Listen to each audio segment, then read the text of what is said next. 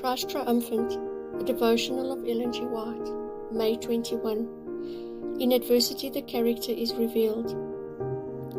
2 Samuel 15 verse 14. And David said unto all his servants that were with him at Jerusalem, Arise and let us flee, for we shall not else escape from Absalom.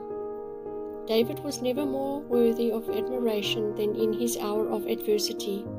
Never was the cedar of God truly greater than when he wrestling with the storm and tempest, with spirits broken and in tearful emotion, but without one expression of a repining, he turns his back upon the scenes of his glory and also of his crime and pursues his flight for his life. Shimei comes forth as David passes, and with a storm of curses hurls against him invectives, throwing stones and dirt. Said one of David's faithful men, Let me go over, I pray thee, and take off his head. David in his sorrow and humility says, Let him curse, because the Lord hath said unto him, Curse David. When the march of the procession is arrested by Zadok and Abiathar with the Levites who come bearing the ark of God, the symbol of God's presence, David for a moment sees the star of hope amid the clouds. For with this precious token with him, he may greatly improve his situation.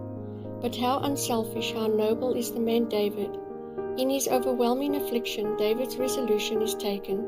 He, like the tall cedar of Lebanon, looks toward heaven. The royal command is, Carry back the ark of God into the city.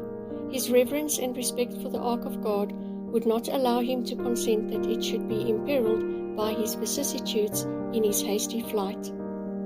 To rob the city of that symbol that gives it the name of the Mount of Holiness, he could not consent.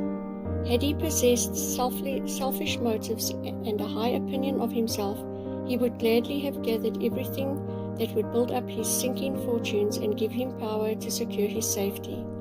But he sends back to its place the sacred chest and will make no advancement until he sees the priests returning with the hallowed burden to place it in the tabernacle of Zion. The voice of conscience, more terrible than Shimei, was bringing his sins to his mind. Uriah was continually before his eyes. His great crime was the sin of adultery. Although he did not with his own hand kill Uriah, he knew that the guilt of his death rested upon him. He recalled how ofttimes God had worked for him, and thought, If he accepts my repentance, he may yet give me his favor and turn my mourning into joy. On the other hand, if he has no delight in me, if he has forgotten me, if he will leave me to exile or to perish, I will not murmur. I deserve his judgments and will submit to it all. Letter 6, 1880.